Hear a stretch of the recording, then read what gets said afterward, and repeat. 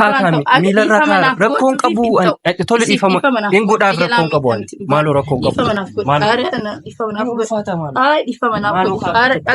qabu dhiisteen deemtuun haga dhiifama gootu tole dhiifama jedhee aareen ta'u dhiifama haga gootu Assalamu alaikum wa rahmatullahi wa barakatuh. Kabajamtoota hordoftoota Wabii Tube har'allee deebi'ee dhufee jira jechuudha. Akkamiin deebitee kanuma waliin ilaallu ta'a jechuudha. Egaati guyyaa darbee Keeriyaat duukaa jechuudha. Mana kiyya dhuftee akkuma dhageessan sana jechuudha. Homaas qabaachi qabaan qabu. Sa'aatii dheeraa na bira turtee na kadhachaatti kan isheen turtee dhiifamaaf jechuudha. Ani onnee dhiifamaa dhabee miti. Garaa dhiifamaas dhabee miti. Intala kanaa dhiifama gochuu wallaalee miti jechuudha. Hamma kana hunda nama garaas namatti jabaatu miti. Especially immoo shamarranitti nama garaa jabaatu miti garuu hin ulfaata normally. Amala intalaatu ulfaata. Addanaa bahuu dide. Yaa jaajaa keessatti wal qoratanii dhuguma jaalala kana baranii beekanii adda baasanii jaalala kana baranii adda baasanii bakka isheen kun nama jaalalaati jedhanii adda baasuudhaaf xinnoosi ni ulfaata jechuudha. Kanaaf jaajaa kana keessatti intala kana baree waan hunda ishee beekee gaafii jaalala ishee simadhee sanayyuu onnee okkoltu kanaan jechuudha. Onnee miidhamte kanaanii dhuguma gaafii jaalalaa ishee fudhee waan barbaachisu sana guutummaan guututti karaa isiin feetu sanaan isayyuu haala isiin feetu sanaan hedduu takka ulfaatalleedha. Hedduu ulfaataa, hedduu cimaa, otoo naman bariin, otoo naman beekiin takkumaan gaafii jaalalaa fudhachuun maybe innis tarii dogongora kiyya ta'innaa jedhee irra deddeebiidhaanii buusee baasee yaalaan ture, yaadaan ture waan kana otoo ol qaranne. Otoon si baree, otoo na bartee, waa'ee koo otoo beektee, detail jechuudha. Bara kana baay'eema ulfaata. Miti nama hin beekne miti nama beekanuuhu jechuudha. Siin amma social media irratti kan isheen na argite ana wajjin gaafii jaalalaa na dhiyeessitee gara addunyaa gaa'elaa sanatti deemuu kan isheen barbaaddu jechuudha. Inni kun immoo otoo waliin qorannee, otoo waliin beeknee, otoo background kiyya hin beeknee, otoo maalummaa kiyya detail hin beeknee nuti warri social media baay'een keenya fakkeessitoota. Kijibatu baay'ata wanti social media kanarra harka caalu jechuudha. Innaa isa otoo addan baafatiin sadarkaa kanatti akkas ta'uun si xiqqoo na yaaddessee kanumaafi otoo na bartee, otoo na beektee booda waan biraa kan taane booda akka waliin komanne waan jedhurra dhaabannee turre kan ani akkasitti isii ofirraa dhorkaa ture ofirraa maal jechaa ture isiin garuu addunyaa biraa keessa galteetti. Bakka nama moodernii naa ta'i. Nama jaalala beeku sana naa ta'i. Waanuma fiilmii irratti arginu jechuudha. Nuti hanga barbaadees tahuu aadaa qabna, duudhaa qabna, seenaa qabna. Waan warra adii sanarraa adda nu godhu wahii hedduu qabna. Baay'eedha kan nuti qabnu jechuudha. Isiin garuu dirqama akkas ta'uu qabda bakka. Dirqama must. Waan jedhu wayii akka warra adii sanatti perform gochuudhaaf jechuudha. Ani dhugumaayyuu jaalalli warra adii kuniyyuu akkuma fiilmii irratti nu ilaallu san hunda bareeda, miidhagaa. Normally nama fiilmii hojjetudha anis. So as qabnee achi qabnee babbareechinee waa meeqa ta'ee wanti meeqatti dibamee jechuudha. Akkuma dubartii kaameettiin yookaan dubartiin ogummaa waa hojjechuudha qabdu dubartiin ogeettiin mana keessatti distii takkaatti nyaata meeqa bilcheessiti jedhan nyaata torba bilcheessitu. Ittoo torba hojjettu san bareechitee nyaatuma takkaahu bareechitee waa meeqatti guutee as qabdee achi qabdee akkasiitiin miidhagsitee baastu sana fiilmii waan jedhamu kanas akkasumatti baasna jechuudha. Jaalalli inni fiilmii irraa sun dhuguma jaalala. Like dhiira keenya kan wanti akkanaa keessatti guddate kana takkuma hin qabne immoo achi keessa geessuu dandeenya, achi keessa kaa'uu dandeenya. Wanti jedhu kun gaafii guddaa natti taheema. Like tasgabbii mafeesisaa, otoo tasgabboofnee, otoo suuta jennee, otoo ariifachuu baannee maal jedhu kaniin kaasaa fi ture jechuudha. Guyyaa darbee ni yaadattu mana dhuftee turte. Dhiifama na gaafachuudhaaf jechuudha. Simachuu hin dandeenya normally jaalala isheedhaa jechuudha. Irraa fudhachuu hin dandeenya. Maaliidhaafi gaafa jalqaba naa bilbiltu haalli isheen itti natti dubbachaa turte jechoolli jaalalaa isheen fayyadamaa turte akkaataan isheen itti ana kabajaa turte I don't know bakka. Dhiisi jennaan dhiisuudha bar. Inumaahu intalli kun maleekaa mataati jedhee yaade jechuudha. Tokkoon silaatii guyyaa takkittiidhaanii jaalala waggaa 6 san waaniin an dabarsisan waaniin an keessa qaxxaamuree as gahesan guyyaa takkatti waan na dagachiiftu natti fakkaate dhuftee na bira teessee galaana jaalalaa walakkaatti waan na darbattuun se'ee jechuudha. Bakka galaana jaalalaa isa sirrii san wajjin daakana jedhee yaadee jechuudha. Bakka asuga jaalalaa bareedumsa jaalalaa san like fedhaan jaalalaaf qabu san wajjin bahanna jedheen ture jechuudha. Dungoo jaalalaa waliin ibsinaa yaada jedhuun qaba ture. Akkasiin haasoftu sana akka isheen dubbachaa turte sanaa jechuudha. Amma garuu akkuma ta'e jechuudha. Akkuma beektan ta'e. Kanaafi mee arramoo yaa milkeessuu jenna.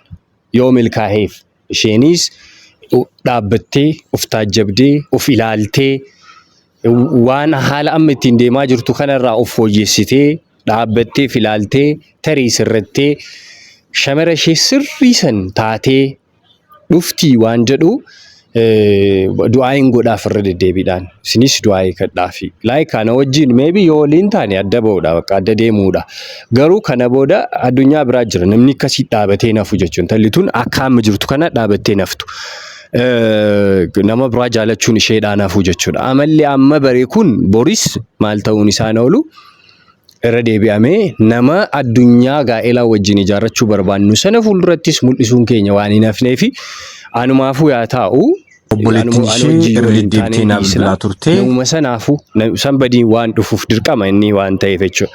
Innaa akka isheen tasgabbooftu akka rabbi ishee tasgabbeessu haala amma keessa jirtu kana akka isheen keessaa baatu completely du'aayinaa godhaafiin isiniin jedhaa jechuudha. Kanaaf immoo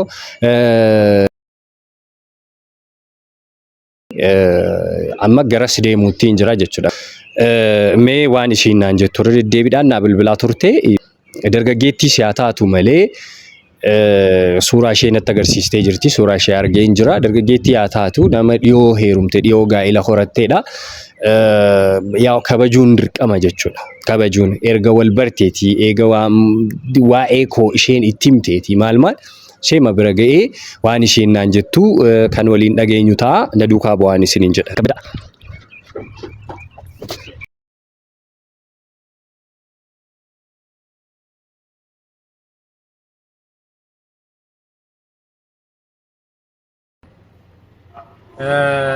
Egaa kabajamtoota daawwattoota keenya gahaan jira jechuudha. Nama nan saaqqata waa'ee baay'ee manqaanaa kunoo mana guyyaa darbee bira ga'ee jira agarsiisa. Kaameeraa maal?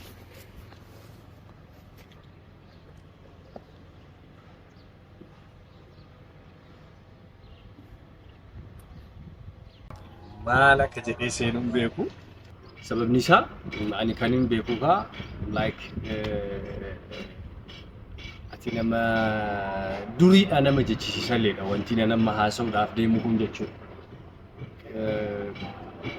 Intala yoo jaalatanii akka malee adeemsa qabaa mire adeemsa sanaan dhaqan malee mana warraa takkumaan dhaqanii maatii duuka waliin baranii waanuma hundaafuu karaan nuti itti deemnes haalli intalli isaanii itti deemtees xiqqoo sirrii waan hin turree fi egaa maal jedhanii akkuma dhufeetti keessummeessanii mire akkuma dhufeetti jechuudha.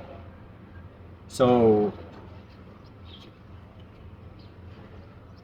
ndaqna kanaaf waliin seenaa jechuudha. Maal na gorsitu?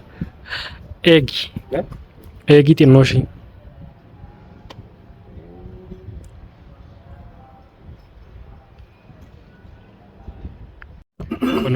Bilbiltee jirti.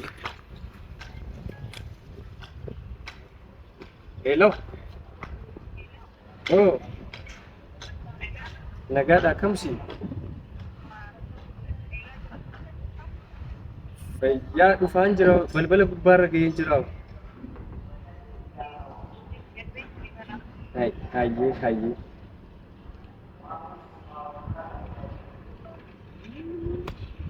Kamboodha. Kootu. Seenuu caqisnee. Kaameeraa yoo agartee mootii jettee. Nan dhoksa kaameeraa kootu. Nan dhoksa. Itti himna yookiin.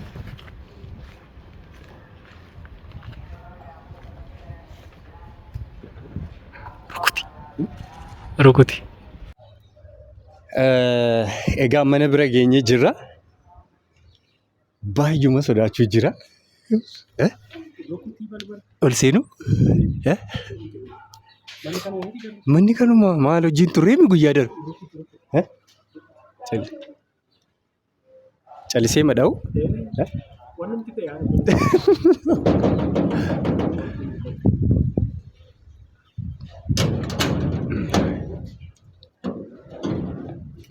Nagami fayyada akkamisi nagami fayyada akkami nagada jirtu naga ayyee video rakkoon qabu ayyee nagami fayyada akkamisi jirra galata jirra akkamisi fayyada naga rakkoon qabu lakki asuma teenya lakkisa asuma teenya baay'ee natti tola. Rosseenaa beena kama rosseenaa manni karabbiiti beena. Lakki asumaan ta'a. Kan hojjaare. Ishi kaaga jettan. Asuma teenya. Ayyee. Taa'ame. Ta'a. Nagaa miisi. Fayyaadha. Nagaa jirtu. Jireenya kam nagaa. Maal baddaan nurra. Hin badne numa jirra. Baddan akka malee. Kam jirtan. Lakki numa jira nagaa mi. Mee waan dhugan maal sinaa dhufu. Hooma tokko homaa nan feesisu. Fayyadamaa. Lakkisaa isin barbaada jettanii sinnaa bilbilaa turraani. Sanumaafiin dhufe xiqqoonnaan riifadhalleedha. Riifama wajjini. Maaliif akkana barbaadan otoo natti himtanii? Afaan qullaa akkamitti aaree maali? Nama ofii soddaan mana dhufee. Soddaan mana dhufee. Isamee achi eega xumurree booda jenna. Inni sirriidhuma. Jettanii maal goona? Boodallee keessanuma. Akkas. Nagaami. Dhuftanii illee nu gaafattanii maasila. Dhufnee turre bar guyyaa wayii dhufeen akka caarraa ta'ee manuma keessa turtee naan jechaa turte isiini. Maarree waan isin barbaadee fi waan isin irra jirtan kan toluu dhabe. Maarree akkana ta'uun tun hin taatu. Nageenyuma haa buustanii fi ana akka malee na ulfaate wanti kun dhageennaanis hin gaddas achiin deemteennaan akka malee na dhagame isin deemuun qabaatanii ture amma akka araaramtan fedha isinillee akka nuni taataniif hin jiru yoo isin sirra dhooftee isinutu gorfata atillee ilma kennaa sinutu si gorfata wanti karaa kan hundaa isin ga'u hin jiru maannu jedha arsiin sadiin akkanatti walitti dheekkamuun isin barbaachisu. Isin akkana ta'uun qabdanii maarreen harkaan baatu atillee gorfadhee isillee gorfadhee yoo tumullee baay'isee tumee madeeffadha. Akkas ta'uun qabu maal jettaati? Akka ani waan jedhoomaatu hin qabu ani akkuma isin itti deemaa jirtu kanatu dhuguma jaalalli akkanumatti ibsamaa karama kanaan deemanii haaluma kanaan ta'anuma ta'a isinillee. Haga achi ilaalee argetti kunoo isin biraayyuu gahee namni akkanatti haasa'u kun namni umrii kanaan akkanatti dubbatu kana duuba nama akkamiitu jira nama jajjaba jira nama gurguddaa jira nama silaa aqlii qabu jira maatii jajjabarraa akka dhuftan natti agarsiisa. Kanaafi isin akkamitti waan kana dhabdee haala ulfaataa kana keessa seentii akkas dhiiratti akkas harka ol fudhachuun kun jechuma barbaadan jechuun kun akkuma itti tole itti haasa'uun kun xiqqoo isii sirrii miti waan jedhurra dhaabadheeti aanillee waan biraatii miti. Eega isinuu jettanii eega karaan kunuu isiniin baasu jettanii eega deebi'aa asittuu irraa jigaa jettanii isii tana garuu akkam goonaan xiqqoo isinatti ulfaataa jirallee ana eenyutu gorsee eenyutu karaatti isii deebise isii waan jedhu xiqqoo natti ulfaachuu jira. Tanuma qofa odoo wanti naa jettanii baay'ee natti tola. Dhugaa waaqaaf lafaa qabdanii jechi kun dhugaadha dubartiin aluu dhiiratti sagaleellee ol kaasanii dubbachuun harka ol fuudhullee waan hin jirre aadaa teenya keessallee waan hin jirre ija keessa laallu waanuma zabanni godhe kun isma kanaaf isiillee hin gorfannaa dogongoruun dhiisu namni wal wajjin jiraatu immoo wanta tokko keessatti uumamuun isaa hin oolu isiillee hin gorsina isiillee amala kana akka dhiistu goona. Injiraami olmama adda addaatu kana fichisiisa. Isinillee akkanatti irratti baay'ee niyyaa hin badinaa. Isinillee hin gorfannaa. Ati ilma kennaa nusi jaalannaa. Isin weellee waan si jaalanneefi maarreen nutti asonni jetta jennaan. Rakkoon qabu numaan deebi'a.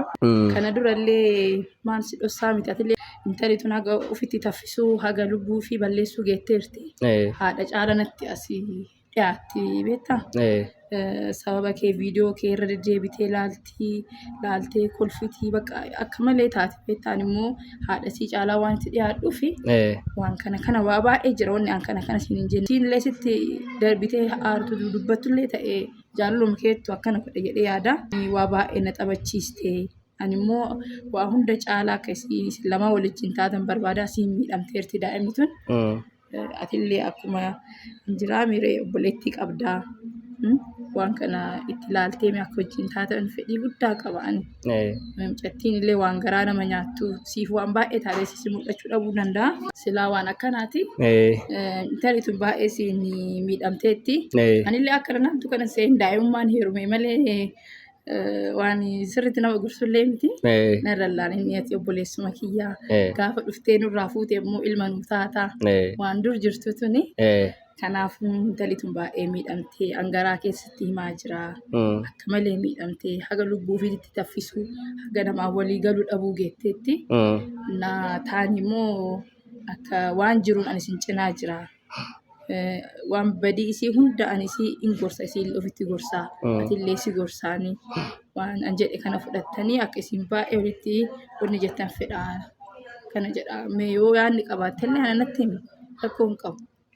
Anillee nama kanarra nama akkanattuu na waamee na dubbiseeyyuu karaa kanaan odoo deemtanii karaa kanatu baasaanillee tanuma barbaadaa ture jalqaballee gaafa mana kana dhufee balbala asuma taa'eeti guyyaa sanillee kan hin deeme tanuma fedha tanuma barbaacha aniyyuu jechuun silaa otoo haala kanaan ta'uu baate akka kanaan otoo deemuu baanne natti tola ture gaafa silaa isii fuudhee guyyaa sanachitti qubeellaa godheefsanii hin ta'u odoo jedhuuni karaan kun hin deemsisu otoo an jedhuuni dirqamumaan waan san goone waan san akka raawwadhu na taasifte.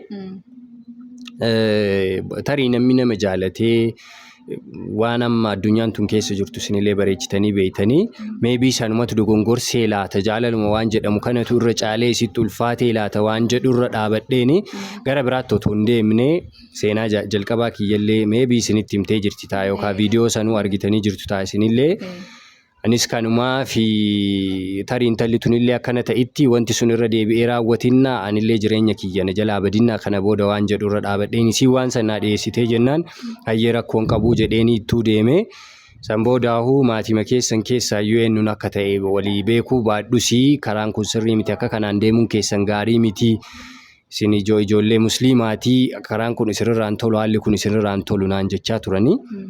Kanaaf anillee tanuma fedha akkuma isiin tasgabbooftu akkuma isiin roga godhattu malee ani si jibbee isii qabaadhee yookaan si ofirraa fageessuu fedheetii miti. Ani isiin gorfamte taanaan isiin karatti deebite taanaan isiin akka keessan kanatti adaba qabaatte taanaan roga qabaatte taanaan wanti an dubbii tanatti roga hin gooneef hin jiru wanti an isinirraa dheessu wanti an isinirraa maalii jedhu tokkoyyuu hin jiru. Garuu xiqqoo isiinatti ulfaate akkuma isiin taatu haaluma isiin taatu kanatu xiqqoo natti ulfaate sanumaa fi anis xiqqoo dhiibadhuuf malee waan biraatiif miti. Maarree isiillee dhiibanna isiin kana? Ijoolluun maaliin hin jirti? Ta'an immoo jaalala keessan isiin jirti. Kanuma kanatu isiillee amala kee malee badooma akkasiin qabdu. Waan isin jettan kana hundaallee isin sirreessuuf ani isin cinaa jira. Hin gorsina isiillee maali dubartiin mataa gadi qabachuun waanuma duraan jirtu sirra taruu hin qabdu. Atillee akkuma waan jiru gara sirna seeraatiin deemtanii akka mataa itti gootanii anillee keessa kiyyaa fedhii qaba. Waan jiru hundaanuu akka isin cinaa jiruu fi atillee waan si jaalanneef bakka haala amala kee waan jaalanneef sitti ribne soo isinis akka akkana taatanii akka nuuf kabajaa qabaatte achi dirasii nuuf jechallee dhufte na dhaga'uun keellee kabaja guddaa qaba ulfaadhu. Waan garaa kee qirsi jedhu jiraatellee rakkoo hin qabu sirraa wanni sirroof hin jiru. Nullee akkasuma akkas taaneetuma as geenne taanii isiillee hin gorsina. Yaa'ii rakkoon qabu. Ani wanti qirna jedhu homtuun jiru garuu akkasuma ta'uu ishiisantu xiqqoo natti ulfaate malee waan qirna jedhaan qabu waan. Homaa akka qirsi hin jenne akka qirsi jedhullee hin barbaadu. Waa baay'ee taateerti intala tana amma yoo ati dhiistee hin deemte ta'e irratti yaada adda addaa fida jettee intalli tun sirraa naftu. Waan isiin nafneef anatu beeka. In miidhamti. Waan yaada kanarraa haftuu miti. Akka itti jirtu anumatu beeka. Taani waan isiin hagaadhaa balleessite. Isiin hagaadhaa goote kana waan isiin balleessite kana hunda anatu miila keetirratti gufee badii fudhadha kennu dhiifama. Maaloo miila kiyyarraa kaakaa hin barbaachisu waan dhiifama guddaa godha sababa isii.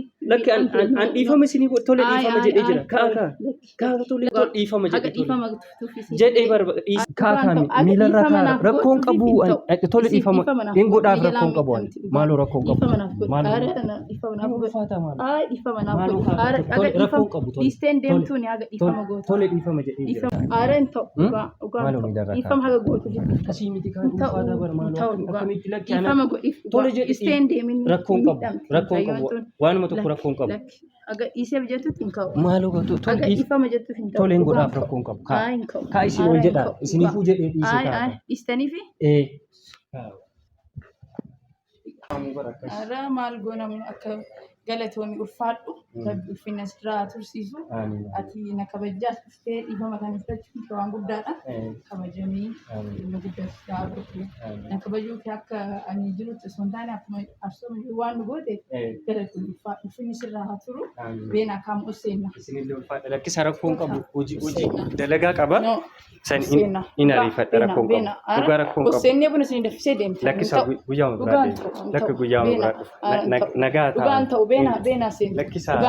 Lakki rakkoon qabu. Aaraan seentan. Wallahi rakkoon qabu. Buna dhugdanii deemtu. Hin deebi'a lakki guyyaama biraa deemu. Guyyaama biraa amma dalagaa waan qabuuf. Afaan qullaan deemtanii. Waanuma tokko rakkoon qabu. Hin deebina guyyaa biraa. Tole nagaa ta'a.